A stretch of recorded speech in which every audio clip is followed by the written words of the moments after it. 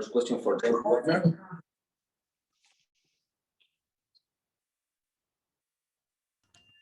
Hey Todd, it's James Wagner with the New York Times Football as well. Congratulations. Just because you could just describe what that celebration was like. You guys were celebrating, even spraying alcohol as if you'd won a title. Why was it so meaningful to you guys? It's real simple. You got to dig deep down inside and understand. Just playing for your country, it's the coolest thing in the world.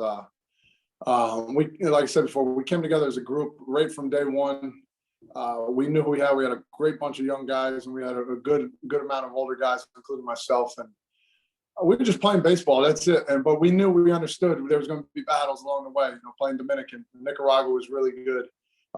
Venezuela, just to name a couple there. But and Canada. But it's amazing. It's hard to put into words because it means a lot to me. This is something that I'll never forget. This is one of the top moments of my baseball career, playing for your country. You had to hear the crowd here. It was unbelievable. Packed house, screaming USA. I had one of my better games I've had in a long time. And I just kept telling myself, I'm not letting this slip away because this is probably my last time playing for, the country. And now we got a ticket to go to Japan. And I couldn't be more excited. I'm just so excited, to be honest with you. And I think you touched on it there already, Todd. Maybe Olympic baseball doesn't register as much in the United States. MLB is the main baseball show, and Major League MLB players can't be playing in this. But why do you think people maybe should potentially pay attention to this more? Why is it something important to you? And do you wish more people felt the same way you did? Yeah, without a doubt. I think they do. I think it's during the season. I think because MLB is going on and we're going on. It wasn't nationally televised, which is a shame, to be honest with you, because these games are even more intense than Major League Baseball games. And I think the world would love to see that, and I think they will during the Olympics. But honestly, this is a pride factor. And I think everybody in the clubhouse understood and wanted just to win so bad. And I keep telling these minor league guys, I said, you're going to go back playing minor league, and it's not going to be the same. There's not going to be the big crowds and all that stuff. So you're going to have to find a way to get going, man. And I fired these guys up from day one. And like I said, I take pride in every single game we play in every practice. And we're big leaguers. All these guys are going to be big leaguers in one time or another. They will be. And just very proud of how United States played today. Thanks, Tom. Now, next question, Ronald Bloom. Hey, Todd, what are the challenges in these games of not having all the tools you have in a Major League clubhouse, the video, the computer printouts, the analytics? Is it almost in a way going back to your youth? Yeah, it goes to show you really don't need most of that stuff. It's baseball at the end of the day. You play for your country. You play for pride. We didn't hit on the field. We just hit in the batting cage until our hands bled, to be honest with you. So we brought it back to youth days and, see it, hit it. Doesn't matter who's throwing, next guy up in line. And it really does go to show you that, honestly, that guys really don't need video. All we need is a bat and a ball and a glove and determination, to be the best player you can be. And that's what I love. It's gritty. It's grind. It's a grind. You don't get the food you're supposed to get. That's fine. We just went out there and just did our job. So we were prepared the best. USA Baseball does a great job with what we have. We were just determined to win, no matter what the underlying factors were. We just wanted to win. And if we had to play on a little league field or on a high school field, we would have done it. So, and I know other countries would have done the same, especially playing for your country. You just see the pride which every team had. Every player wanted to win so bad, and that's what makes this Olympics exciting. Playing for USA or playing for Canada, for instance, or Venezuela. I just wish you guys could understand the crowd noise. It felt like a major league game in the playoffs. It was just that fierce and that much fun. Thank you. Yep. Next question by Kyle Glazer. Glaze. Hey, Todd, you came out in the first inning and stole a base. Kind of surprised even the Venezuela's defense. Just take us through that. Baseball in a nutshell, man. If it's going to be a 1-8 to home plate, I got a shot. And I was timing them up over there a little bit, trying to get something going. And that's really what it was. I can still play the game, and it's surprising to many people, but I know I can still play this game and play it to the best of my ability, to the fullest. And I want to show everybody today too, especially myself. I wasn't letting this go by without a W. Yeah, you mentioned this was one of your best games in a while, 4 for 4, a home run double. How much of that was a conscious effort on your part of, hey, this is for the Olympics. I gotta, be at my best. Yeah, it was in the back of my mind since day one when we started a couple weeks ago, 3 weeks ago, when there was only 6 guys here with the head. We had Scioscia here, Wallace, our pitching coach, and we had 6 guys practicing with the rookie team in the backfields, and we took a lot of pride in that. They got us going, we got them going, and like I said before, it's baseball. Put the gloves on, put the bat, get ready to go, and it doesn't matter who's pitching. Get out there and just dominate, to the best of your ability. And we have everybody had their role, and nobody steered too far from it or backed off from it, and that's what makes a really good team. Thank you. Yep. Next question, Barry Bloom. Barry Bloom.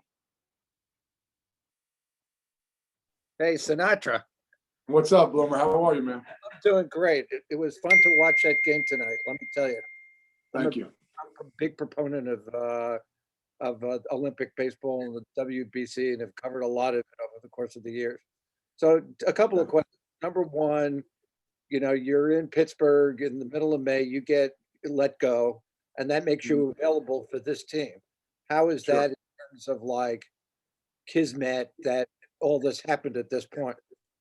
Everything worked out perfect. Honestly, was I upset? Sure. I mean, you want to play Major League Baseball as long as you can, but you move on. I had a plan B, and it was the best plan B I can ever have in my life, and just very lucky, that this happened, because it's just opportunities that come, and I wish everybody can understand, when you get an opportunity to play for the United States of America or whatever country you're with, you got to take that opportunity and run with it, because you're going to look back on your career and say, you know what, that's probably the most fun I've ever had playing baseball, and it really is at the end of the day.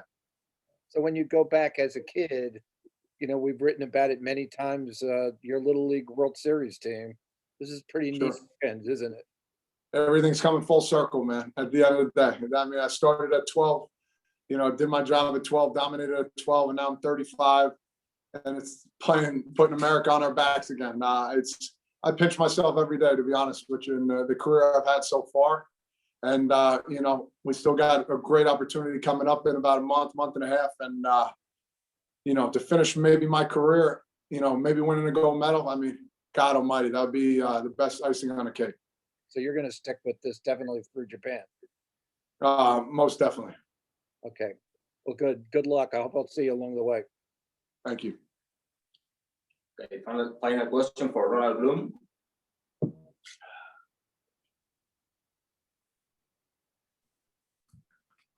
Todd, there's sort of the dichotomy here that by doing very well, maybe you put yourself back on the scope for some of the major league scouts there. How difficult would it be if one of them offers you something to say you'd rather do the Olympics? Yeah, it would have to be a big opportunity. I mean, it's something for my wife and I to talk about, but this is Mecca. This is Mecca right here. I'd love to hear what they have to say, of course, but it'd have to be a great opportunity with the team, and to play this game in front of a crowd for something that meaningful. You're playing 162 games in baseball. There's days where you're not going to be the healthiest, the loosest. You don't want to be there sometimes. Let's be honest. It's a job, and today and what we did here, playing for your country, it's not a job. This is something that I want to do. You want to get up for this. And the excitement level is out the roof every game we played. The 5 games we played, nothing really can top that in playing baseball, because, you're playing for your country. So, yeah, it'll be something to talk about. That'll be great. But, it'd have to be a big team and somebody making a big push. So we'll see how it goes. We'll cross that bridge when we get there. Thank you. Congratulations. Thank you, guys. Thank you, Todd. Congratulations again. Thank you. Yeah, of course. Thank you. Ready?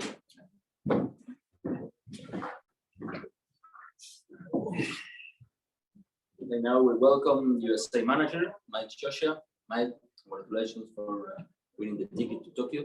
What are your feelings about the tournament, the game, tonight's game, what is coming for you and your team? Well, this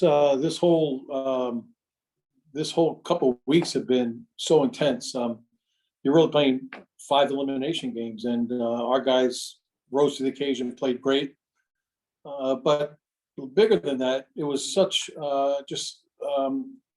such a celebration of baseball. I want to congratulate all the teams that came here and played. We had tough games every time with Venezuela, Dominican, Canada. All the clubs that were here. Nicaragua gave us a tough game.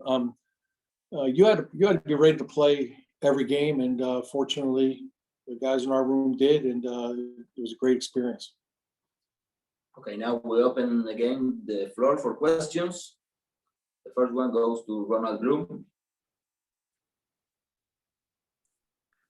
After experiencing these 5 games, how is the task different for you than managing the Angels? And is it the same or different? And what did you learn? I learned a lot, Ron. I think this is totally different than a major league season, or you're facing elimination games, maybe in a pennant race, and you've got to win out. That's what we're dealing with. These games, every pitch was intense. I think our job as a staff is really to set the atmosphere. Just go there and play free. Play for the pitch there now. Stay in the now. And let's not worry about all the distractions of, do you have to win and you have to do this, you have to do that. Go out there and play baseball free. And our guys did a great job of that. We faced some tough pitchers, this week. Faced some really good hitting ball clubs. And to a man, all our guys went out there and left their hearts on the field. That's all you can ask. So from a manager's perspective, it's the only thing I can equate it to is you're playing 5 elimination games in either playoffs or a pennant race, and you can't stub your toe at all. And unfortunately, we did. Thank you. Next question for Kyle Glazer, please. Hey, Mike, Kyle Glazer, Baseball America. You guys are the only team that went undefeated in this qualifier.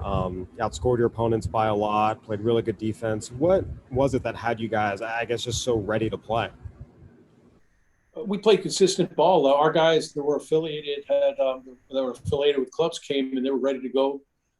We had a 3-week camp down with 2.5-week camp down in Port St. Lucie for some of our free agents who weren't affiliated, who had to get into some game action to see how they did. And we're very fortunate that they, guys like Todd Frazier and Matt Kemp and Ripsinski and, Edwin Jackson, David Robertson, all these guys pitched and were ready to go when the bell rang. So we put a lot of work into it. I know it seems like 5 games, but a lot of work leading up to it and choosing the club, and then our staff. We put a month into this being down here in our free agent camp, and then again, into this qualifying tournament. I know you weren't part of the team that went to Japan in 2019 and failed to qualify, but just knowing that had happened, how much pressure was there on this team to, kind of get some redemption for that?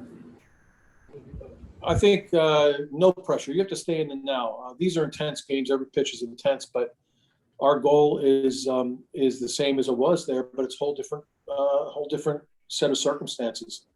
You can't carry the weight of struggling maybe to qualify 2019. It was largely a different group of guys. So these guys came out here. They had their focus on what they need to do. They didn't get distracted. They worked hard leading up to it, and they played great baseball during this tournament. So I don't think anybody was carrying, any kind of ghost of what might happen in 2019. We were just moving forward with what we need to do this week. Thank you.